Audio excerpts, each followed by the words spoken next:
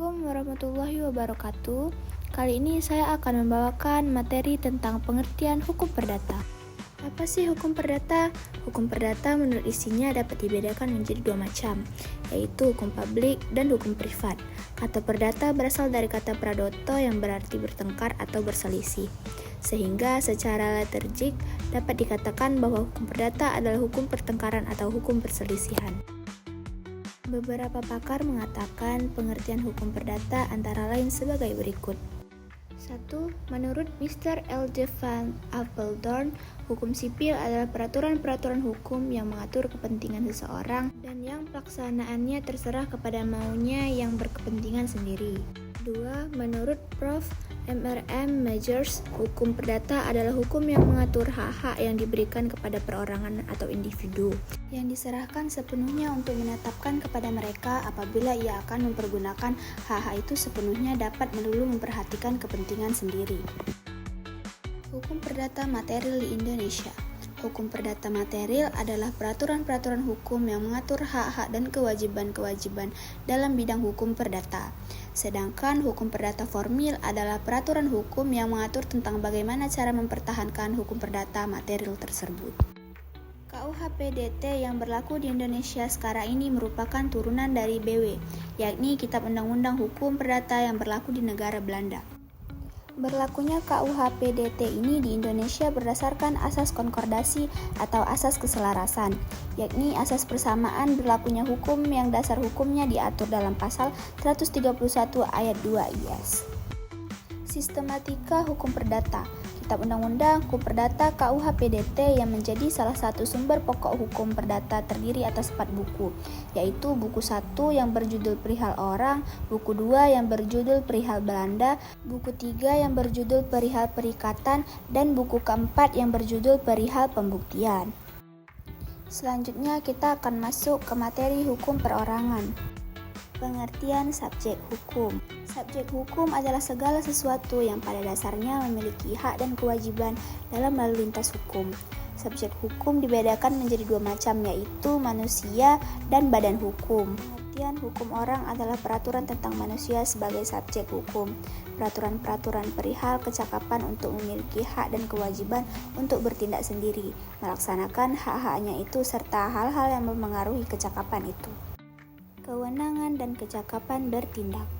Kewenangan hukum adalah kewenangan untuk menjadi pendukung, mempunyai hak dan kewajiban dalam hukum. Karena kewenangan hukum person alamiah dikaitkan dengan kepribadian manusia, maka manusia mempunyai kewenangan hukum sejak ia dilahirkan sampai ia meninggal dunia.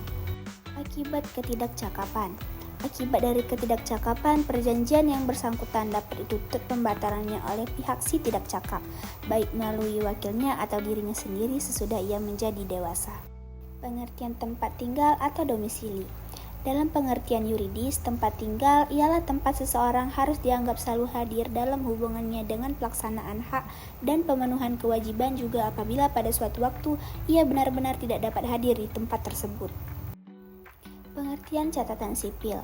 Akta catatan sipil adalah akta autentik yang diterbitkan oleh pemerintah daerah mengenai peristiwa kelahiran, kematian, perkawinan, dan perceraian bagi yang bukan beragama Islam, serta pengakuan dan pengesahan anak. Dalam catatan sipil dikenal mengenai asas-asas penyelenggaraan pencatatan sipil. Kewarganegaraan dan cara mendapatkannya. Untuk memperoleh kewarganegaraan melalui pewarganegaraan diatur dalam pasal 9 sampai dengan pasal 18 Undang-Undang Nomor 12 Tahun 2006. Badan hukum. Pengertian, hakikat, dan kedudukan badan hukum. Badan hukum yaitu badan yang menurut hukum berkuasa menjadi pendukung hak yang tidak berjiwa atau lebih tepat yang bukan manusia. Badan hukum sebagai gejala kemasyarakatan adalah suatu gejala yang real, merupakan fakta yang benar-benar pergaulan hukum biarpun tidak terwujud manusia ataupun benda yang dibuat dari besi, kayu, dan sebagainya. Syarat-syarat pembentukan badan hukum. Pada dasarnya, suatu badan atau perkumpulan dapat disebut sebagai suatu badan hukum jika telah memenuhi syarat-syarat sebagai berikut. 1. Adanya harta kekayaan yang terpisah dari kekayaan orang perseorangan yang bertindak. 2. Adanya suatu tujuan tertentu. 3. Adanya suatu kepentingan sendiri dari kelompok orang. 4. Adanya suatu organisasi yang teratur. Teori-teori badan hukum. Dikemukakan 5 teori yang sering dikutip oleh penulis-penulis ahli hukum, yaitu 1. Teori fiksi, 2. Teori kekayaan bertujuan, 3. Teori organ, 4. Teori kekayaan bersama, 5. Teori kenyataan atau yuridis. Kemampuan dan perbuatan badan hukum. Peningkatan fungsi pembuatan peraturan ini sekaligus meningkatkan pula bekerjanya hukum secara lebih meluas dan jauh memasuki bidang-bidang kehidupan individu maupun sosial, sehingga peraturan-peraturan itu menjadi semakin kompleks sifatnya. Tanggung jawab badan hukum.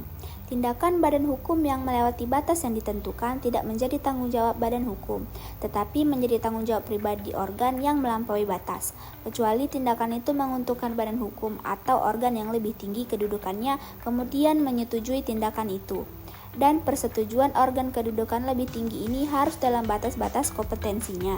Sementara itu, apabila mereka melanggar sesuatu ketentuan dalam akta atau tentang perubahan yang kemudian diadakannya mengenai syarat-syarat pendirian, maka atas kerugian yang karenanya telah diderita oleh pihak ketiga, mereka itu pun masing-masing dengan sendiri bertanggung jawab untuk keseluruhannya. Jadi jelas dalam hal organ bertindak di luar wewenangnya, maka badan hukum tidak dapat dipertanggungjawabkan atas segala akibatnya, tetapi oranglah yang bertanggung jawab secara pribadi terhadap pihak ketiga yang dirugikan.